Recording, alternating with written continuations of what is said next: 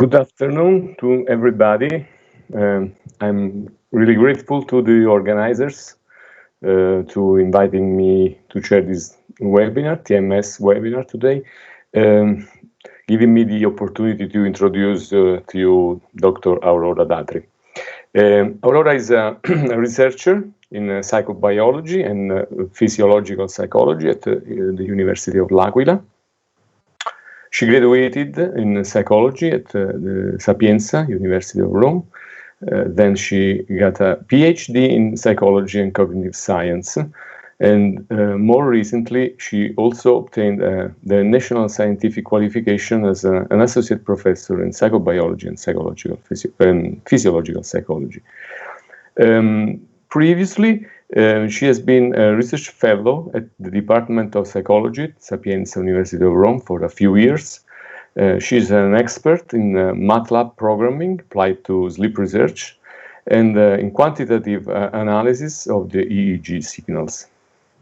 Her research activities in the last years focused on the EEG alterations during sleep and wakefulness in Alzheimer's disease and mild cognitive impairment, on the EEG correlates of dreaming in the lifespan and in clinical populations, on the relationships between sleep and cortical maturation, on the electrophysiology of sleep onset, electrophysiological and behavioral effects of sleep deprivation, on the relationships between sleep and high cognitive processes, and last but not least, on the modulation of EEG activity during wakefulness and sleep by means of non-invasive transcranial stimulation techniques. And this latter is exactly the subject she will talk about today in this TMS webinar, which is titled Non-Invasive Brain Stimulations for the Bidirectional Manipulation of Sleepiness and Sleep Propensity. It's with great pleasure that I give the floor to Dr. Aurora Datri. Please, Aurora.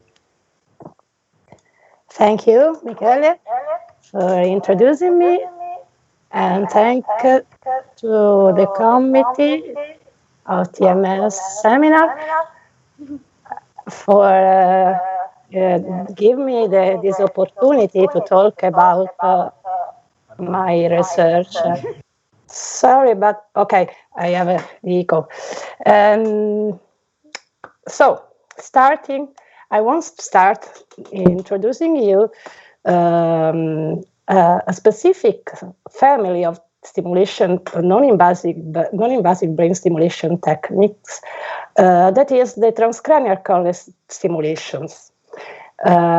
These families of stimulation involve different kind of current type for stimulating the brain.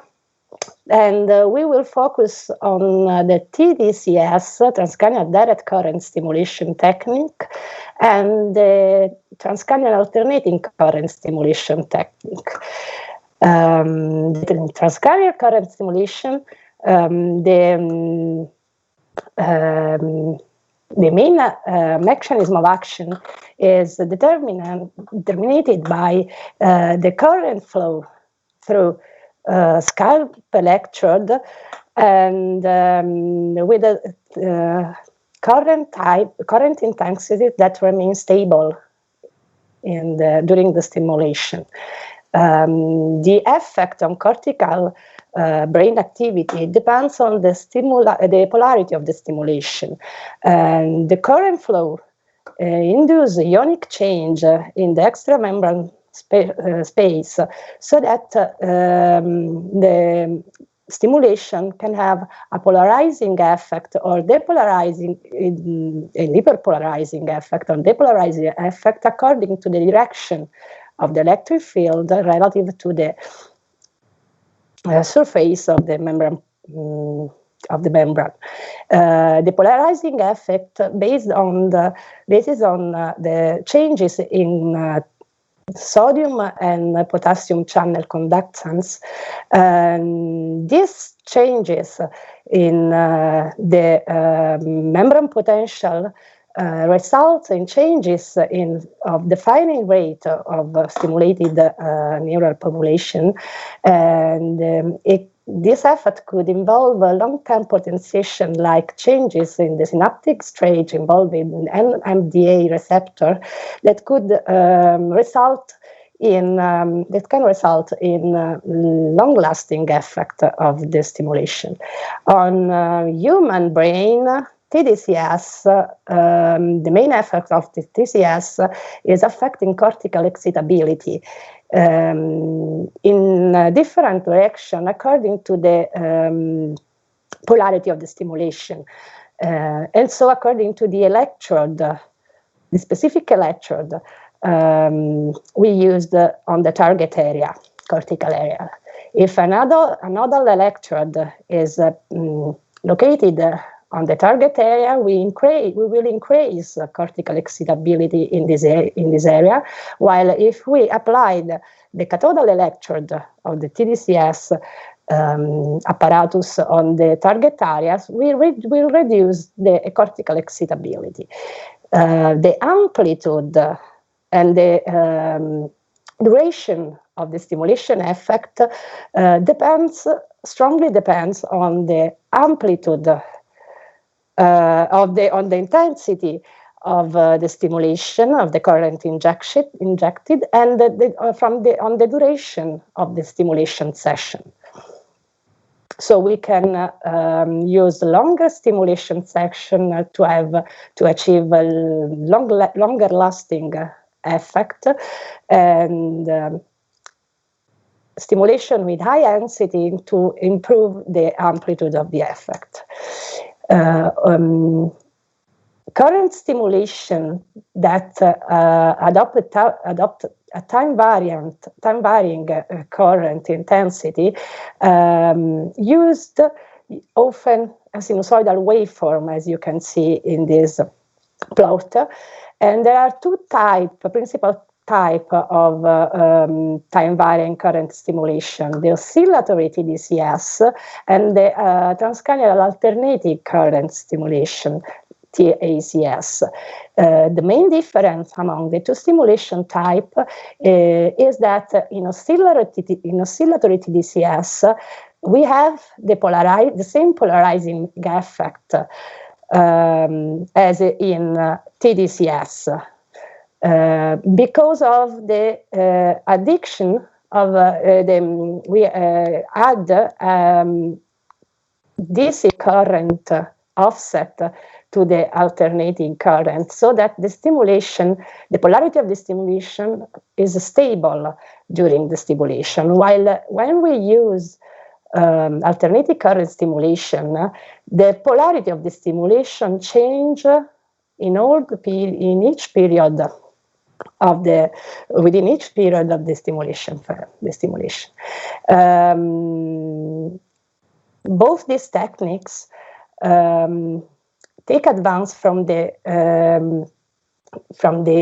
effect that we see before on the firing rate, depending on the stimulation polarity. So in another oscillatory TDCS, we increase with a specific period the firing rate of neurons, so that the stimulated neural population tend to synchronize the firing rate, spontaneous firing rate, with the variation of the electric field applied on the area. In alternated current stimulation, we take advance of either the depolarizing, apolarizing effect of the two polarity of the stimulation, so that in training, the driving effect on cortical rhythm we achieve can be more efficient. By applying the stimulation with different frequency in the current, we could obtain a frequency-specific increase of the cortical oscillation at the stimulation frequency in the stimulated cortical areas. This is particularly interesting from the point of view of the sleep research and the sleepiness modulation, because these techniques mainly act on the neocortical level, and was recently shown that the control of arousal and sleep dynamics is driven by subcortical region, but is influenced and modulated also by a cortical feedback that could interact and affect the subcortical activity, driving or influencing the propensity to sleep or being awake. According to the aim of increasing the sleepiness or to increase sleep propensity, I describe now the specific process we want to trigger, by using the instance, for instance, the pattern showing by the different cortical rhythm measured by EEG during the sleep onset. So we know that low frequency delta and theta activity during the sleep onset and the period preceding the sleep onset tend to increase progressively since the sleep onset happened, and while the faster rhythm involving alpha, sigma, and beta activity tend to decrease during the sleep onset process. And this we can see the similar pattern as the result of the sleep deprivation protocol. When people remains awake for several hours without sleeping, they show big increase in slow rhythm, delta and theta, and a significant decrease in higher frequency activity. Transcranial stimulation techniques with time-varying current has been applied during sleep and during wake to modulate the spontaneous cortical activities.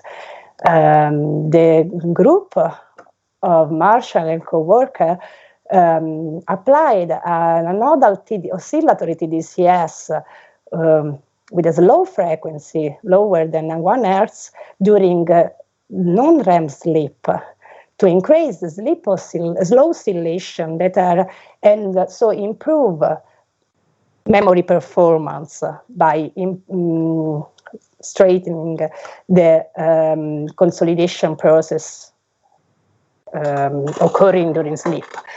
And they found that the application of an anodal oscillatory TDCS with a frequency of 0.75 Hz induce an increase, a local increase, significant increase in slow oscillations during the period of stimulation. On the other hand, by stimulating with higher frequency, with the same type of stimulation, but with higher frequency at 5 Hz, they found an opposite of effect. Slow oscillation the stimulation interfere with slow oscillation, reducing the slow oscillation power widespread in the topography. Slow frequency oscillation, oscillating anodal TDCS during wake, during a memory task, could improve memory encoding by inducing a local boost, a local increase of slow oscillation, and a widespread increase of a theta frequency band. So they show the presence of cross-frequency effect, not only at the frequency of the stimulation on cortical activity. On the other hand, when we stimulate occipital area with prevalent activity involve alpha rhythm, if we stimulate the occipital area, occipital region with an alpha alternating current stimulation, we can entrain cortical rhythm and increase alpha frequency activity in human brain. Direct current stimulation with a nodal polarity has been used in several studies to increase vigilance. However, many of these studies have some limits. They confirm that there are two stimulations separated by 1 month or consecutive daily stimulation for several days could increase subjective vigilance and decrease daytime sleep and decrease sleepiness. However, both this study did not include a control condition, so we cannot exclude that this effect could be could involve some placebo effect or some phenomenon like this. However, another study find by McIntyre find that the effect of another stimulation in frontal areas mimic and even have an higher effect compared to caffeine in reduce the self-reported sleepiness and fatigue, but also with a behavioral measure of sleepiness as measured by psychomotor vigilant task, reaction time task. So in we conducted a series of studies changing and evaluating the effect of different electrode montage and different stimulation frequency of stimulation frequency and different kind and polarity of stimulation. So we used frontal, three type of montage has been applied. In the first experiments, we used a frontal stimulation with an extracephalic reference, while in a second experiment, we tried to induce cortical synchronization by means of bilateral montage with electrode applied on frontotemporal areas. And while in the last experiment study I will talk to you about, we stimulate with a bilateral frontal stimulation with the two reference electrode applied over the mastoid, more neutral location. Stimulation with less than 1 Hz frequency and 5 Hz frequency with a nodal or cathodal oscillatory TDCS and with alternated current, as well as the alternating current at the theta frequency at bitemporal areas, was used to increase sleep propensity. While we test higher frequency stimulation with alternating current on frontal areas and a nodal bifrontal stimulation with DCS to reduce the sleep propensity. Most of these studies follow the same procedure. We assess subjective sleepiness. We have the waking age recording before the stimulation period, and the waking age recording immediately after the stimulation, followed by the post-stimulation evaluation of the sleepiness. In one experiment, we also evaluated the effect of the stimulation on a subsequent nap with EEG. The experiment involved within subject designs with active and sham section, generally in counterbalanced order. To promoting sleepiness and sleep, with aiming to reduce it, to increase in sleep, we try to we evaluate the efficacy of frontal oscillatory TDCS at 0.8 Hz and see the same stimulation with the stimulation frequency of 5 Hz, so in the theta range, just because the theta range is the theta activity is the best marker of sleepiness in a waking state. We found that while 0.8 Hz stimulation does not is not able to entrain slow rhythm, neither in anodal polarity or in cathodal polarity, a different effect. We find a different effect for stimulation in theta hertz, in theta frequency range. This stimulation frequency allows to increase slow frequency activity, both in slow oscillation range, in delta and theta range, in the anodal polarity of stimulation.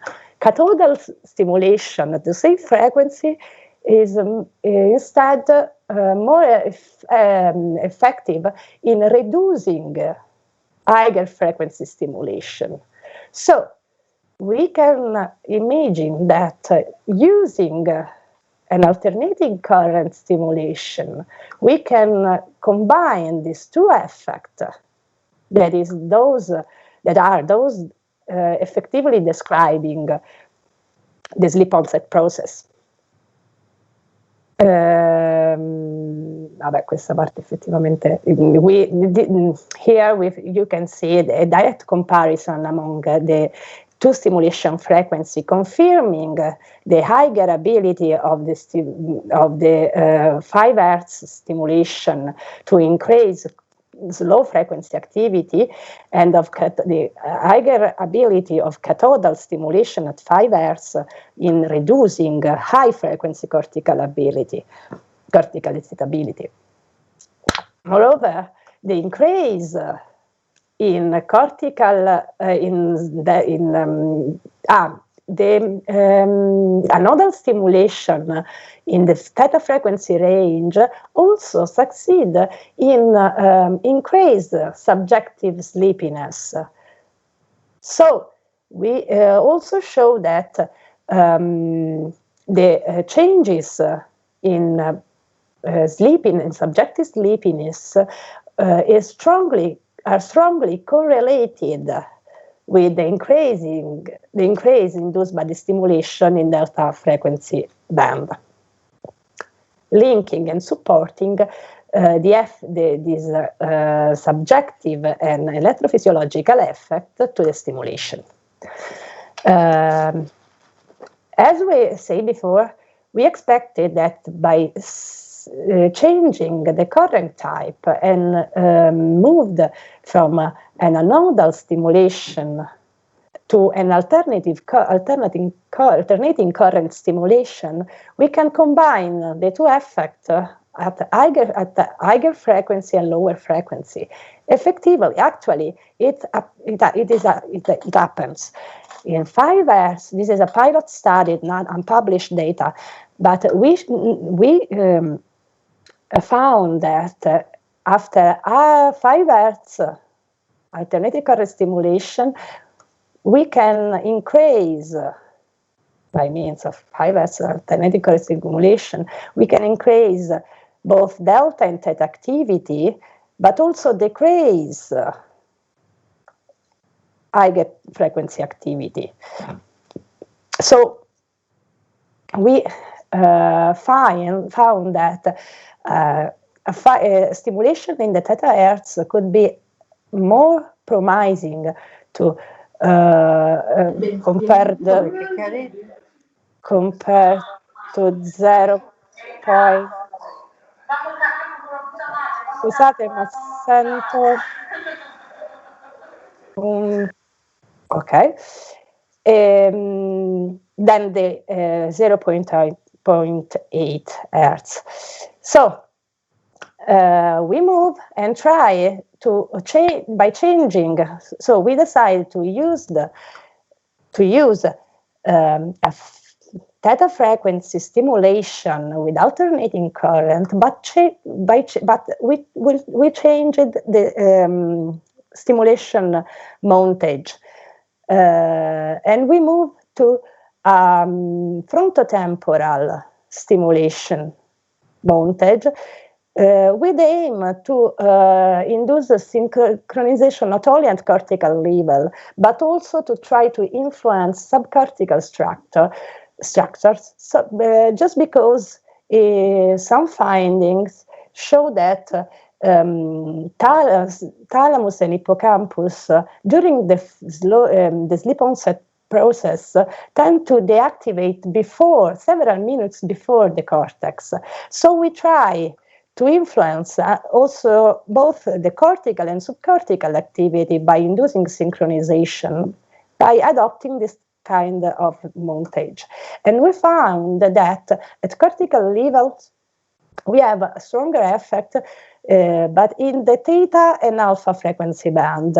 In the theta band, the stimulation increases activity with a posterior topography, while in alpha band we found an increase of activity in the frontal areas. It is interesting to show you that with a 1 Hz beam resolution, we found that the theta effect, we confirmed the theta effect, and we can say that the theta and the alpha effect are two separate phenomena, since the effect on the alpha band is strongly derived by a strong effect on 10 Hz frequency beam that show a bilateral and very strong and widespread increase of alpha activity. So I want to focus your attention on the fact that the 10 Hz is a resonance frequency with respect to the frequency, the stimulation frequency. So it can be seen as a cross-frequency effect that is driven by resonance phenomenon. However, the posterior changes in that activity is somewhat strange, because we expected as a correlate of increasing sleepiness to find a frontal increase in theta frequency band as well as in delta frequency band. While the alpha frontal increase is somewhat explained by increasing sleepiness. However, if we look at the difference between the cortical activity show before the sleep onset compared to the changes occurring after the sleep onset, we find that actually the increase in theta activity from before to after sleep onset is peaking in posterior areas, as well as in our stimulation condition, and in the same way of the control condition, but with lesser amount. The same topographical pattern, but with frontal peak, involved the alpha activity as in our case. According to this, so we can interpret our posterior increase, the posterior increase in theta frequency band, as the induction of an advanced phase in the sleep onset process and time course. Accordingly, we test the effect of this kind of stimulation during wake on subsequent sleep during a nap. We found that in a pool of subjects that we call responders, so just because they actually show the increase in that activity after the stimulation in the waking age, the sleep after the stimulation was characterized by higher slow wave activity in the first sleep cycle, whereas compared to the sham, the control condition. This increase in slow wave activity is higher in the first period, in the first half of the first cycle, and then tend to decrease, confirming and supporting the stimulation the effect dependency of the stimulation. The slow wave activity also increased faster during the first cycle in the in the stimulation condition compared to sham condition, and the changes in slow wave activity during the sleep are strongly correlated with the changes in theta power induced by TDCS in the waking state, and with the topography of the correlation that strongly resemble the current flow due to the montage adopted in the stimulation.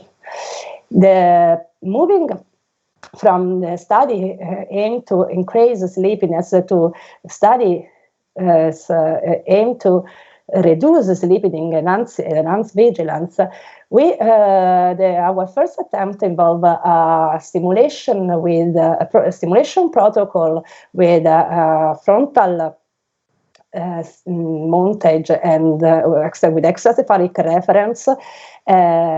We showed that when we pass from 5 Hz stimulation to a 30 Hz stimulation, we obtain the opposite effect. We reduce the delta activity and increase higher frequency activity. And these changes in electrophysiological activity is associated with with coherent changes in sleepiness, so that while in the control condition, subjects show a significant increase of this sleepiness, in the active condition, they tend to decrease the subjective sleepiness, even if not significantly. In the last experiment, we assess the effect of a nodal TDCS, so with the constant current, and we slightly change the experimental designs, just because we use a longer stimulation type and 2 consecutive stimulation intervals.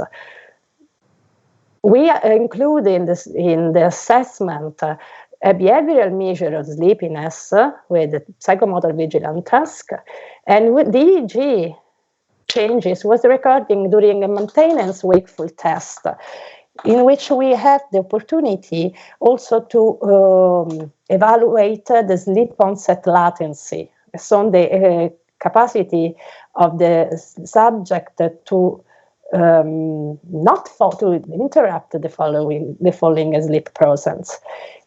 In this study, our participants are underwent a sleep restriction protocol, so that they were allowed to sleep for a maximum of 4 hours the night before the session, to increase their sleepiness to their baseline sleepiness.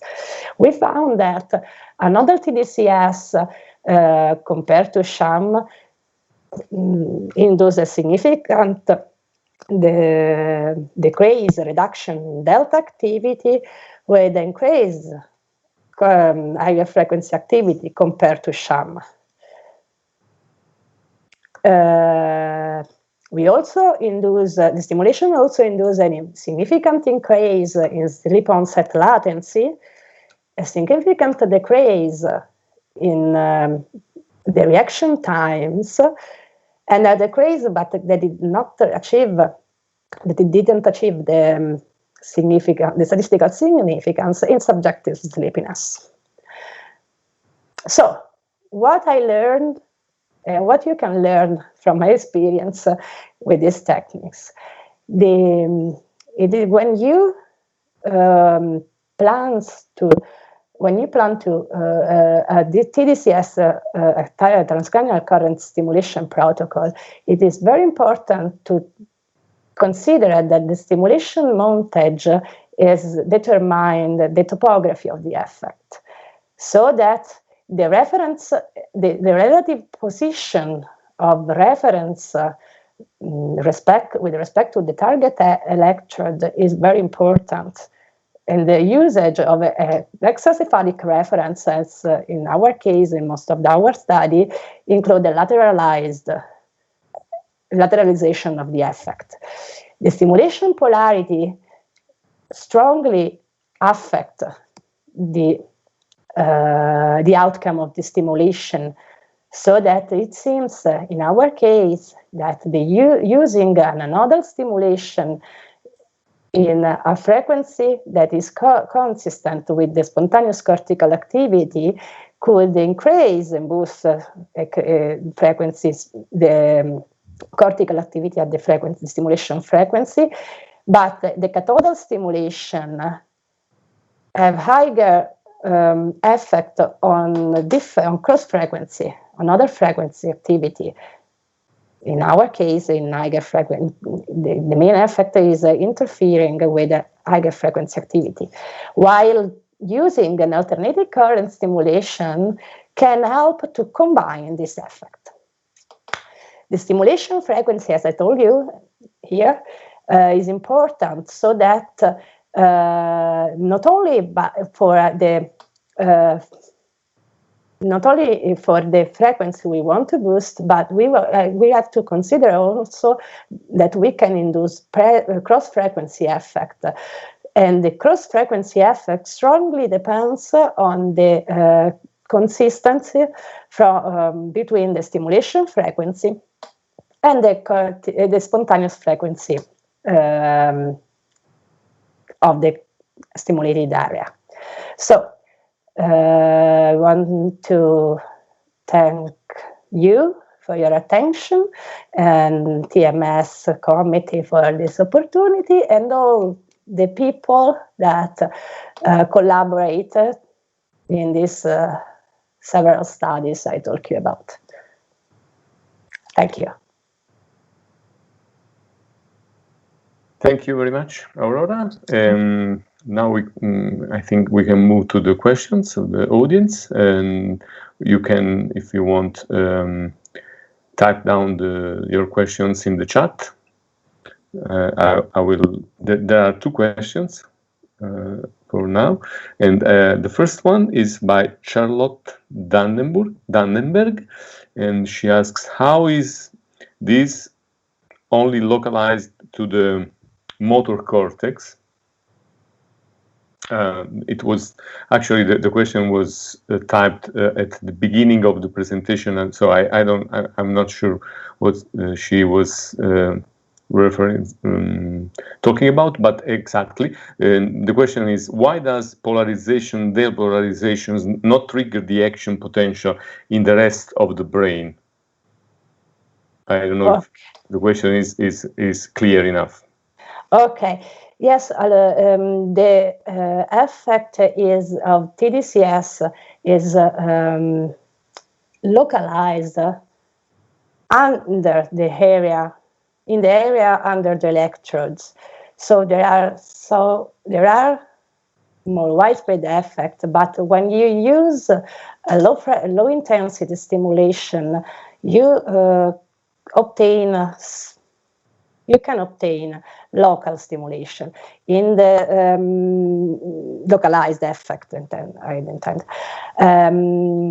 have to in the experiment in which I talk about in the first part of my presentation, showing the effect on cortical excitability. The stimulation electrode and the target area are the motor cortex, and they then evaluate the effect on cortical excitability by means of motor evoked potential.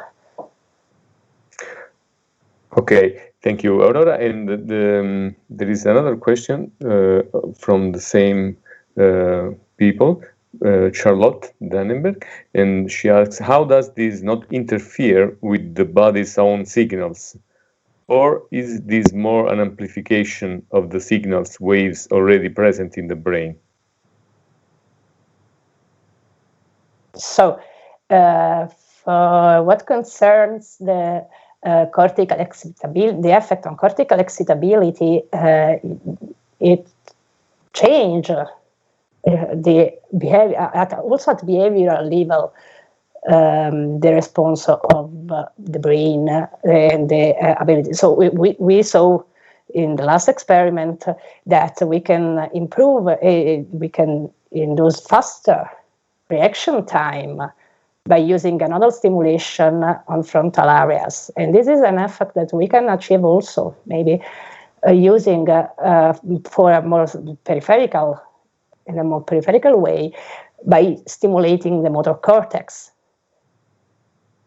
So I don't remember which is the starting of the answer, the question. Do you want me to repeat it? Yes, please.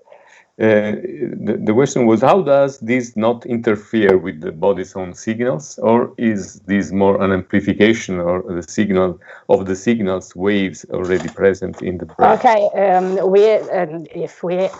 we can also interfere with specific process involving specific oscillatory activity in some frequency band, but it depends on the stimulation frequency and on the specific right involved in the specific cognitive function. So we can both boost by increasing cortical activity responsible for the cognitive function, or interfere with it by using this kind of stimulation. Right. Okay. There is another question and two more questions, more general questions. One is from Giovanni De Gasperis, and I don't know if you have enough time to respond to this question. Is why we need to sleep? Why we need to sleep is a very big question, because sleep is involved in maybe all the process that we are involved in all the cognitive function, in all the aspect of the normal cognitive function, from memory to attention to mood. So sleep have a pivotal role in our well-being, in the possibility of a normal cognitive functioning during wake. And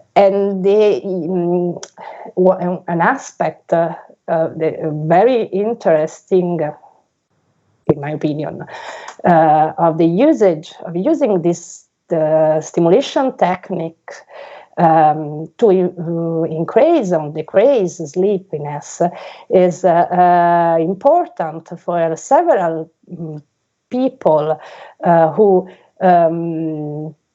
suffer from insomnia, so could have difficulty in falling asleep. So we can boost sleepiness and promoting sleep in this person, but also for the other side of the pathology, in which the problem is to stay awake. So when for people that suffering from excessive diurnal sleepiness, the possibility to reduce this sleepiness, increase vigilance, could reduce risk of accident, they could increase work performance, and this could be useful also for people with night shift worker or so on. So maybe this is an answer, not a specific answer to the question, just because answer to the question, which is the function of sleep and why we sleep, is a big question that required longer time. Okay, there is another question from Anna Maria Teti, Professor Teti.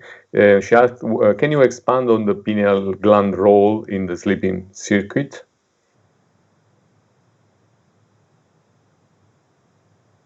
Can you repeat the questions, please? Yes, Anna asked if you can expand on the pineal gland role in the sleeping circuit. I don't know if you talked about the sleeping circuit, but maybe Anna is interested in knowing something about the pineal gland and the melatonin. Maybe I don't know. I don't know exactly. Okay. Okay. No. Yes. I briefly talk about the circuit just to say that we can try to influence the sleep control system by means of the modulation of cortical area that gave feedback to subcortical structure that control arousal. This is the context. Well, I don't know if we can if we can be able to modulate the pineal gland,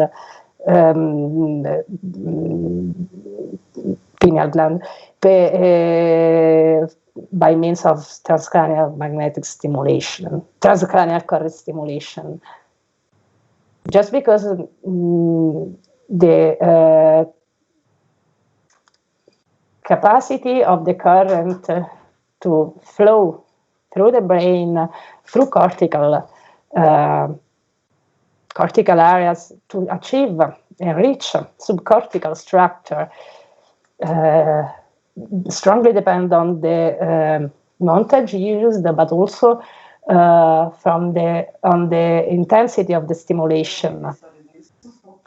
So that we should use a higher intensity probably with not say so we have to, but there is some limit to the intensity of the projected current due to the safety of the procedure, to maintain the safety of the procedure. Yeah. Okay.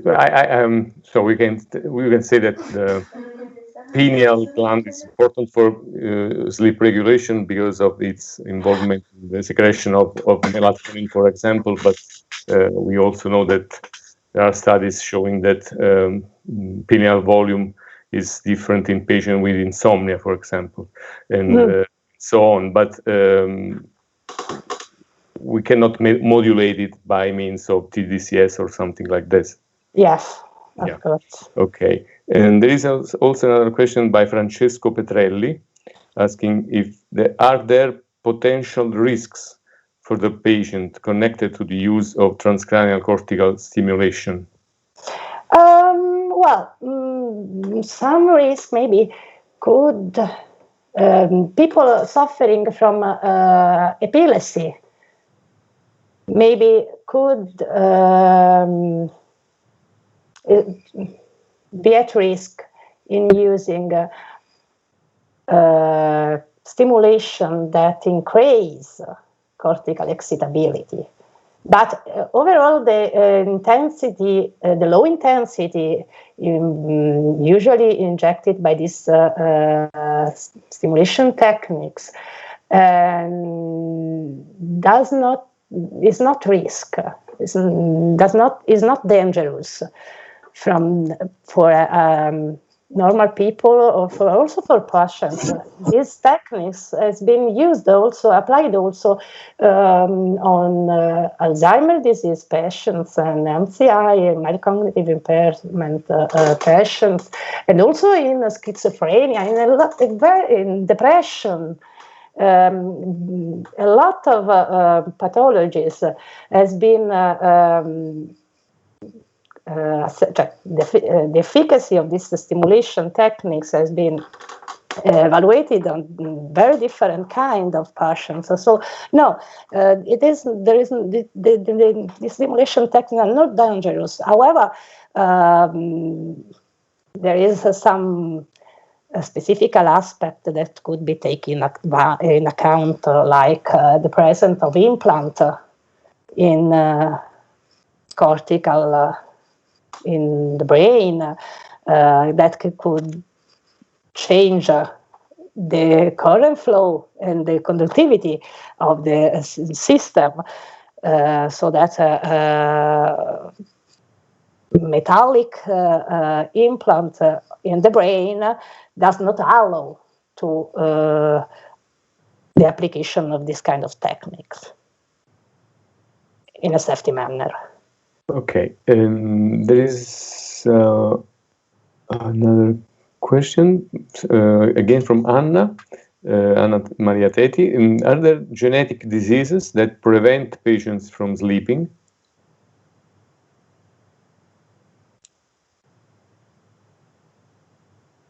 The question is if there exist genetic diseases.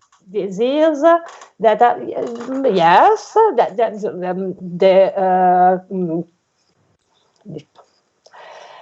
there are. I can just think about the fatal familial insomnia. Exactly. Is that there are specific genetic mutation that could induce changes in the normal dynamics of sleep, such as in fatal familial insomnia, that reduce. Very rare, actually, disease. Yes, but just because there is an important component of the circadian regulation that depends also on the genetic contribution. So, but also different genetic, however, without this extreme case, there are also other genetic mutation, genetic disease that could include and involve sleep disturbance. Just because, as we say before, sleep is involved in all the cognitive functioning. So we can find specific alteration in sleep dynamic according to reflecting the alterated process during the wake. Okay, I have another question from Francesco Petrelli. Could this technique be used for the treatment or at least the reduction of symptoms of OCD, obsessive compulsive disorder, too? Yes, yes. Absolutely. However, these techniques could have several potential, because if you know with a good precision the circuit that show an altered functioning, so that can be sensibilized sensitized, or maybe hypoactive, you can change and modulate the hyperactivation or the hypoactivation of specific circuit by means of transcranial direct current stimulation, as well as if you know that a specific disorder is connected to, is linked to alteration of specific cortical rhythm, specific oscillations, you can try to drive cortical activity by applying time-varying frequency to restore the normal cortical dynamics. But it depends on your ability and your knowledge about the specific process of functional alteration in the brain, and we have to we have to consider that TDCS act mainly, as I said before, on the neocortical level, and so it is difficult to modulate affect subcortical structure, and also that the spatial resolution of the stimulation is not so high, so that we can stimulate an area, but we have also to consider that this stimulation can interact with activity in other area, cortical area. Okay, thank you, Aurora. I have another question myself, if I can, and I would like to know if you think that in the near future there will be applications of this technique to manipulate sleepiness or wakefulness in the sense of increasing the ability to stay awake, the alertness of people which are sleepy, or vice versa, increasing sleepiness of people who are not able to sleep for different reasons. For example, I'm thinking about portable devices that we can think about, something like an helmet to be wear by the subjects during wakefulness, for example, or before to sleep. Do you think it's possible to think about something like this in the near future? Yeah, I think it is possible, and this is a future perspective of some of the study. However, I think that this is easier for device who aim to increase vigilance and reduce sleepiness, rather than because the stimulation effect has been more consolidated for increasing vigilance, while increasing sleep and induce the sleep onset is a more complex process, so it's more difficult. So we have to find and try again over time the optimal stimulation parameter before the development of such device. Okay, thank you. I don't see any other question coming up right now, so I don't know. Maybe we can stop it here. I asked the organizer if we can stop the seminar here, or we can wait a little bit more.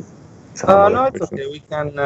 We received many questions, so thank you, Aurora. Thank you, Professor Ferrara. Thank you all. Thank you. Hopefully, I'll see you next week. Next week, we are back to robotics. We are going to talk about the emotional part of robots, how emotional robots are devised. So, yeah, I'll see you here next week. Thank you. Thank you. Thank you, everybody. Thank you very much. Thank you, Aurora. Thank you, everybody. Thank you, everybody.